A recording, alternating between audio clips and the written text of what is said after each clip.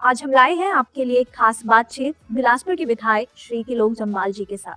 जनसेवा और अपने क्षेत्र की विकास यात्रा को लेकर उनका दृष्टिकोण, उनकी कहानी और उनकी सोच सब कुछ आप तक पहुंचाने का हमने एक छोटा सा प्रयास किया है।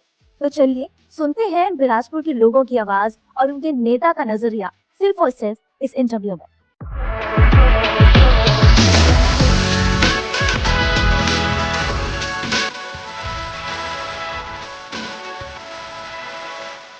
तो नमस्कार सर, सबसे पहले आपका बहुत बहुत धन्यवाद कि आज आते हैं हमारे ये सुनाई का। धन्यवाद। सर सबसे पहले हम आपकी पॉलिटिकल करियर की शुरुआत के बारे में जानना चाहते हैं, कैसे हमने इस पॉलिटिकल करियर में। सबसे पहले तो मैं बचपन से राष्ट्रीय स्वयंसेवक संघ के संपर्क में आया जब मैं बहुत छोटा था, और राष्ट्रीय स्वयंसेवक संघ के संपर्क के आने के बाद उसमें बाद मैंने आगे परिषद में काम किया, फिर दूसरे RSS में लंबे स्टाइल तक काम किया, विभिन्न दायित्वों का निर्वहन किया, और उसके बाद मैं राजनीतिक क्षेत्र में आया। राजनीतिक क्षेत्र में जब आया तो मैं बीजेपी का प्रदेश का सबसे पहले सचिव रहा, फिर प्रदेश का महामंत्री रहा, और उसके बाद मैं समाधि मुख्यमंत्री जयराम ठाकुर जी का राजनीतिक सलाहकार रहा। और मैं 5 साल राजनीतिक सलाहकार करने के उपरांत मेरी पार्टी ने टिकट दिया, और जब पार्टी ने टिकट दिया तो मैं चुनाव लड़ा और बिलासपुर की जनता ने आशीर्वाद दिया, और जब बिलासपुर की जनता ने आशीर्वाद दिया तो मैं यहाँ से विधायक हूँ। सर अभी अगर मैं अपनी लोकल लेवल की बात करूँ तो सदर में किस तरीके से काम हो रहा है? 2 प्रकार से काम चलता है। एक है जो वर्तमान प्रदेश सरकार है अपने तरीके से कुछ काम चलाती है, कुछ केंद्र सरकार काम चलाती है, और कुछ जो विधायक के करने की हमारी प्रायोरिटीज रहती है उसके अनुसार भी काम करता है। जन समस्या को हम जनहित के मित्रों को आगे लेना, यह एक प्रायोरिटीज है, उस प्रायोरिटी के ऊपर हम अपना काम कर रहे हैं। सर अभी देखा जाए एजुकेशन हब के बारे में तो हायर इंजीनियरिंग कॉलेज जो बंदरनी है वो काफ़ी बड़ा प्रोजेक्ट है, और मतलब बिलासपुर गवर्नमेंट ने काफ़ी ज़्यादा स्टूडेंट्स को वो दे रहे हैं, लेकिन आज भी स्टूडेंट्स प्लेसमेंट और एजुकेशन के लिए वहाँ पे कंप्लेंट्स करते हैं कि अभी प्लेसमेंट्स वहाँ भी ज़्यादा अच्छे से नहीं हुई। तो उसके पीछे आपने क्या सोचा है, कैसे इस चीज़ को क्रैक कर? देखिए 2 चीज़ें हम लोगों को समझनी पड़ी। 2014 से पहले का बिलासपुर और 2014 की बात का बिलासपुर। अगर आप 2014 के पहले का बिलासपुर के ऊपर नजर दौड़ाएंगे, आप पाएंगे कि 2014 से पहले आपको बिलासपुर में पेरिस था, ना बिलासपुर में हाइड्रोलिक कॉलेज था, ना बिलासपुर में सोलवेन था, ना बिलासपुर में रेलवे आने की कोई संभावना थी। लेकिन 2014 के बाद जब केंद्र में परिवर्तन हुआ, श्रद्धेय नरेंद्र मोदी जी इस देश के प्रधानमंत्री बने, उनके प्रधानमंत्री बनने के बाद और श्री जम प्रकाश नड्डा जी केंद्र सरकार में यूनियन हेल्थ मिनिस्टर बने, अब ये बदलाव हम लोगों को देखने को रहे। और जब मैंने एम्स की बात की तो एम्स ने केवल हमारा उपचार नहीं बना, वहां जो हमारे बच्चे डॉक्टर बनना चाहते तो उनके लिए मेडिकल कॉलेज, हमारी बच्चियां अगर वो नर्सिस बनना चाहती तो उनके लिए एक फिलॉसफी है, और अगर हमारे बच्चे इंजीनियर बनना चाहते हैं किसी भी फील्ड में तो हमारे पास हाइड्रो इंजीनियरिंग कॉलेज। जब ये सारे चीजें गए, और इसमें अब इससे आगे शुरू होता है कॉम्पिटिटिव एग्जामिनेशन। जो भी बच्चे कॉम्पिटिटिव एग्जाम की तैयारी करते और जो यहाँ से अच्छे तरीके से पढ़ेंगे वो जरूर कहीं ना कहीं अच्छी जगह को ही की प्लेसमेंट होगी, कुछ आज होगी, कुछ कल होगी, कुछ परसों। सर जैसे भी विधानसभा सत्र लगता पता है, तो उसके लिए आपकी क्या क्या आगे तैयारी, आप कैसे इससे अपने इस सदर के लिए कर रहे हैं? देखिए विधानसभा सत्र हमारा 18 अगस्त से लगा है। उसके लिए जो हमारे क्वेश्चनियर हैं, हम अपने विधानसभा से संबंधित कुछ जो भी इशू हैं, इम्पोर्टेंट इशू हैं, उनके ऊपर विधानसभा में चर्चा करने के लिए हम लोग से आगे आते हैं।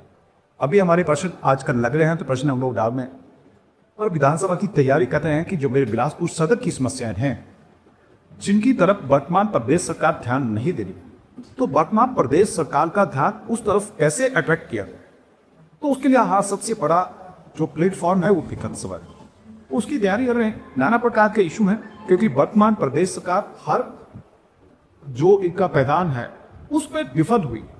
जो इनकी पब्लिक के प्रति इनकी गारंटियां थी वो एक भी गारंटी ये पूरी नहीं कर पाए सरकार बने तक, और 3 वर्ष होने को। और दूसरे जो विकास हिमाचल प्रदेश में होना चाहिए था, जो वो पूरे प्रदेश में ही है, वो बिलासपुर के लिए कम विकास। वर्तमान प्रदेश सरकार लोन ले रही है, और लोन लेकर केवल और केवल ये सारा कुछ तनख्वाह तक सीमित किया। विकास के नाम पर हमारे पास एक भी पैसा नहीं, और तनख्वाह भी हमारे कर्मचारी भाइयों को नहीं मिल रहे। मैं पिछले कल देख रहा था कि बिजली बोर्ड और हिमाचल प्रदेश विश्वविद्यालय, HRTC सब लोग स्ट्राइक कर रहे कि आपकी तनख्वाह दे वो 7 तारीख हो गई। हिमाचल प्रदेश में प्रथा है कि पहली तारीख को सबको तनख्वाह मिल जाए, लेकिन 7 तारीख होने के बावजूद भी आप तनख्वाह नहीं दे पाए। ये वर्तमान प्रदेश सरकार का फाइनेंशियली फेलियर है। तो ऐसे ऐसे अनेकों इशू आएंगे, उनके ऊपर विधानसभा के अंदर चर्चा करें। सर, अभी जैसे ब्लॉगिंग की हम बात कर रहे थे, तो जो ओपोनेंट पार्टी के जो लोग हैं उनका ये कहना है कि जब से एम्स बना या हार्वर्ड इंजीनियरिंग कॉलेज बना, तब से जो लोकल बिलासपुर के लोग हैं इनकी एम्प्लॉयमेंट कम हो गया। तो उसी बारे का क्या प्रयास? एम्स गवर्नमेंट ऑफ इंडिया का इंस्टीट्यूशन, और गवर्नमेंट ऑफ इंडिया की इंस्टीट्यूशन है ऑल इंडिया लेवल पर सिलेक्शन। ये कुछ राजनीतिक लोगों को भ्रमित करने का प्रयास कर। एम्स में अच्छे डॉक्टर आए, ऑल इंडिया लेवल का टेस्ट होता है, और doctor all India level system अच्छी नर्सें हैं तो ऑल इंडिया लेवल का टेस्ट होता है, उससे सिलेक्ट हो। तो एम्स में जो एम्प्लॉयमेंट है नेशनल लेवल पे या स्वरोजगार है वो अपने तरीके से बढ़ रहा है। जहां जहां प्लेसमेंट टोकन होनी चाहिए हो रही है, लेकिन आपकी परमानेंट पोस्ट है उस पर जहाँ ऑल इंडिया लेवल का टेस्ट वहाँ पर आपको चुप की याद है। सर, जैसे अगर माने ECC जो है वो हमारे बिलासपुर पर एक सबसे बड़े इंडस्ट्रियल पॉइंट है, उसके लिए क्या पॉजिटिव इम्पैक्ट से जॉब करने में क्या करते हैं?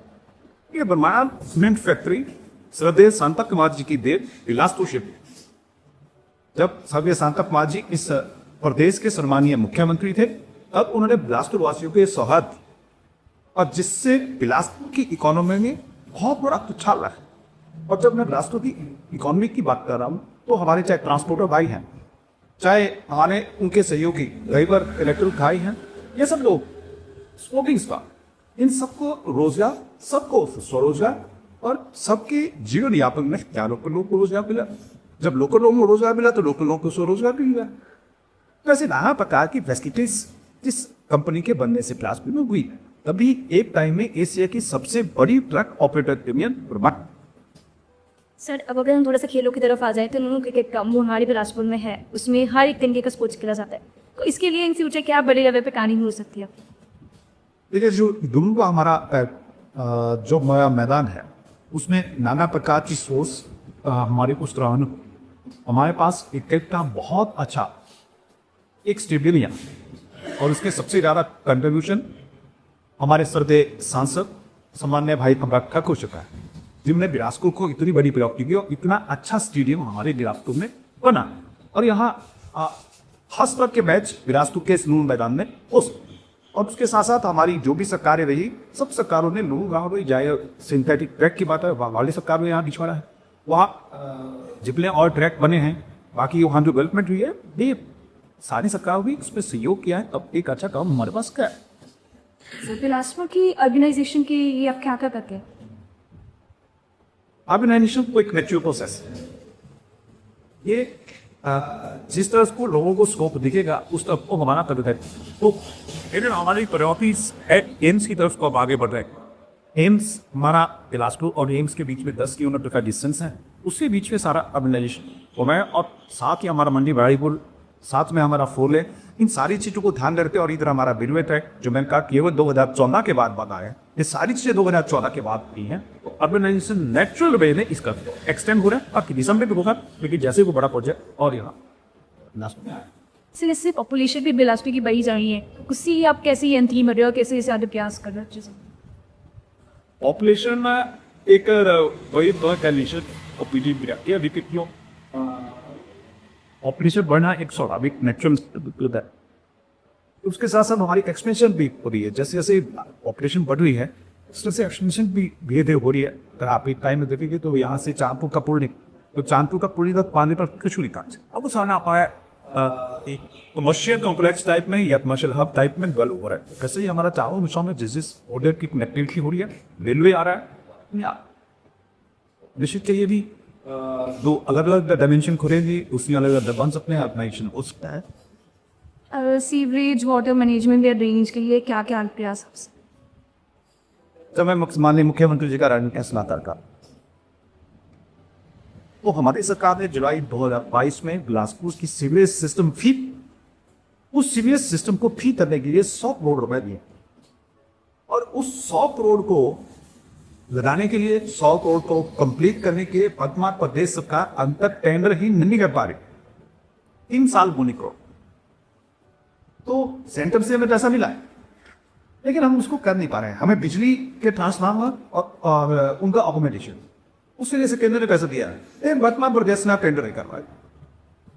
तो इसलिए दुर्भाग्य ये है कि जब दिल्ली से हमें पैसा मिल रहा है, लेकिन वर्तमान प्रदेश सरकार की जो फाइनेंशियली मिसमैनेजमेंट है, उस मिसमैनेजमेंट की वजह से हम लोग को कई प्रकार की दिक्कतों का सामना करना पड़ रहा है। कभी ये 100 करोड़ रुपए एक यूज ही हुआ है, अभी हमारा रेवाड़ी पुल था 104 करोड़ का, 3.5 साल बाद पहली बार टेंडर हुआ।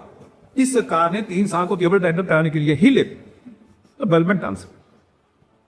सर अभी बिलासपुर में ये सदर में हम आपके क्षेत्र की बात करें तो ड्रग यूज बहुत ज़्यादा बढ़ चुका है, और हाल ही में आपने देखा कि पीछे भी कुछ अनहोनियाँ हुई थी, तो उसके लिए आप क्या?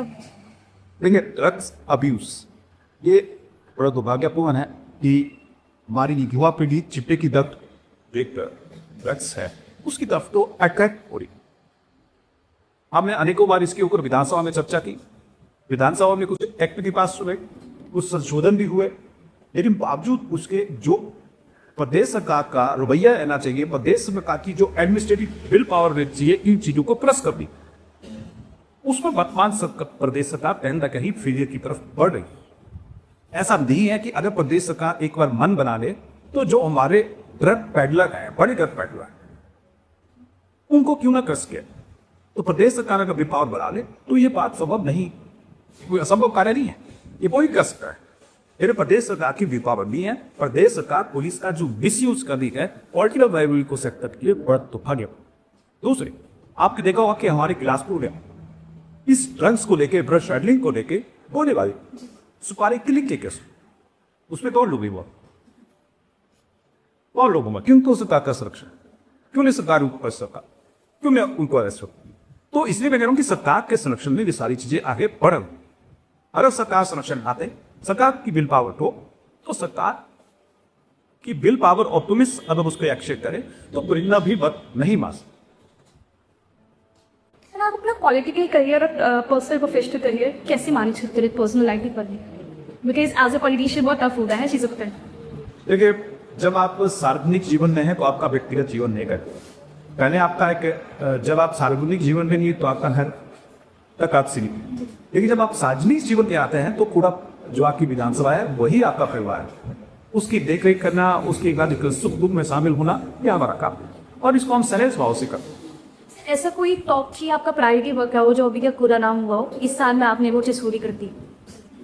नहीं, हमारी कई प्रायोरिटीज हमारी हैं जिनको हम अलग अलग सेक्टर में डिवाइड करते हैं, सेक्टर के अनुसार उसके ऊपर काम करते हैं। प्रायोरिटीज क्या है? आज के टाइम में सबसे बड़ी प्रायोरिटी अगर कोई है तो अपनी युवा पीढ़ी को चिट्टे की लत से बचाना, ये हमारी टॉप प्रायोरिटी। क्योंकि आजकल हम देखते हैं कि समाज में एक बच्चा है, 2 बच्चे, एक बच्चा भी अगर चिट्टे की चपेट में आ गया तो वो खानदान ही समाप्त होते। तो एज जनरली में भी मेरा पहला काम है कि इस चीज से, तभी हम बार बार इसको विधानसभा के उठाते हैं, हम बार बार इसके जन जागरण का काम करते हैं, हम समाज को जागृत करने का काम करते हैं। जहां जिस मंच में भी जाते हैं वहां युवाओं से भी हम लोग करते थे चिट्टे से दूर, और अगर कोई एक क्या है तो उनका कैसे इलाज हो उसकी भी हम लोग चिंता करते हैं। ऐसे इंफ्रास्ट्रक्चर में चेंज में अलग प्रायोरिटीज है, डेवलपमेंट के चेंज में अलग प्रायोरिटीज है, युवाओं की प्लेसमेंट के बारे में अलग प्रायोरिटीज है, हमारे एम्प्लॉयज भाइयों के लिए उनके लिए अलग प्रायोरिटीज हैं, और जो डिजास्टर टाइप आता है उसकी अलग प्रायोरिटीज है।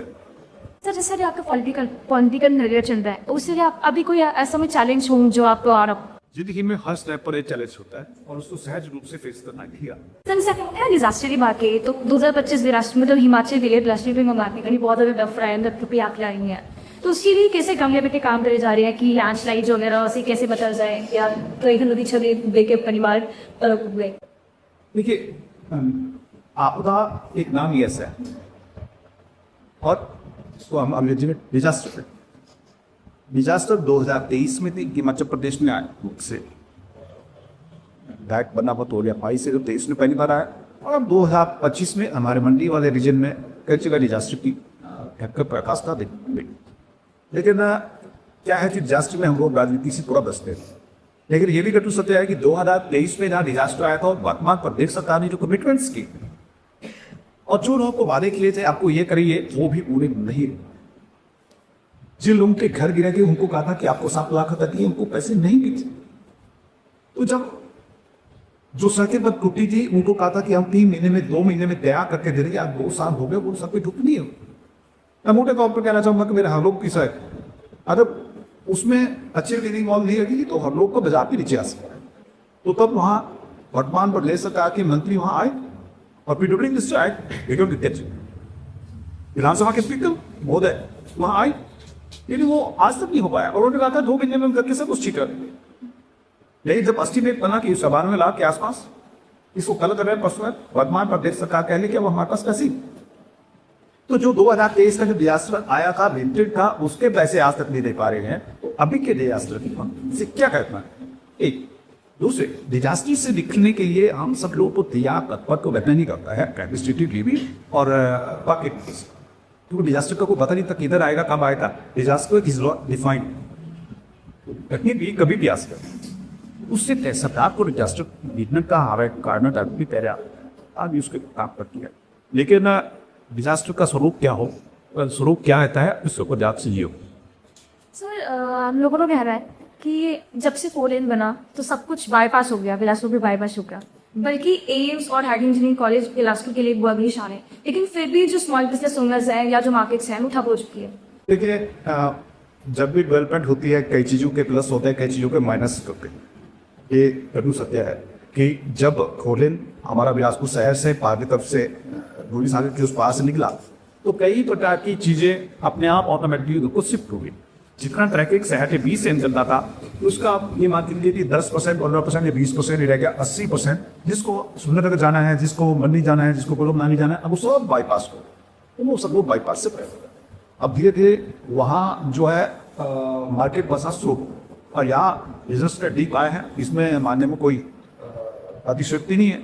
लेकिन समय के साथ हम इसको और क्या विस्तार है इसके ऊपर वर्कआउट कर रहे हैं, जल्दी कुछ ना कुछ करने का प्रयास है। इसके लिए सबसे बेस्ट उपाय है कि टूरिज्म बिलासपुर के अंदर काफी अच्छे से है, तो टूरिज्म के लिए आप क्या विकी? टूरिज्म के लिए हमारे पास बहुत स्कोप है। हमारी सरकार ने ये जो हमारा गोविंद सागर जी है उसको रोकने का प्रयास किया कि उसके पानी को रोका जाए, मंदिरों को रोका जाए। सरदार श्री जगत प्रकाश नड्डा जी ने लगभग 470 करोड़ का मेगा प्रोजेक्ट बनाया, जिससे लिए हमने 5 लाख रुपए L&T कंपनी को डिपार्टमेंट पे तो दिए थे। L&T ने उसकी DPR बनाई, प्रोसेस आरेख जारी था, लेकिन उसमें 10% शेयर जो वर्तमान प्रदेश सरकार ने डाला था और वर्तमान प्रदेश सरकार ने धन के अभाव के कारण उन सारे प्रोजेक्ट को ठंडे बस्ते में डाल दिया। तो अगर हमारा ये 400 करोड़ का 470 करोड़ का प्रोजेक्ट बन जाता तो बिलासपुर में टूरिज्म का एक हब बनता। दूसरे एक हमारा प्रोजेक्ट था 155 करोड़ के आसपास था कि बिलासपुर से बल्ला भाग, अब जो हमारा वहाँ टूरिज्म का या पैराग्लाइडिंग की एक साइट थी तो वहाँ तक हमारा रुपये का कुछ बने प्रोजेक्ट हमारा जिसकी इन अक्टूबर भी थी। लेकिन with the passage of change of dart in Himachal Pradesh जैसे ही सरकार का परिवर्तन हुआ तो सारी प्रोजेक्ट पड़े, क्योंकि वर्तमान प्रदेश सरकार जब से सत्ता में आ रही है पहले दिन से कह रही है कि हमारे पास पैसे का अभाव। अगर पैसे का अभाव पहले दिन से कह रहे हैं तो एक भी पैसा ये गवर्नमेंट पे नहीं लगा रहे हैं, तो ये एक भी पैसा गवर्नमेंट पे नहीं लगा रहे हैं तो बिलासपुर टूरिज्म जब तक ये सरकार आगे तक नहीं बढ़ सकता।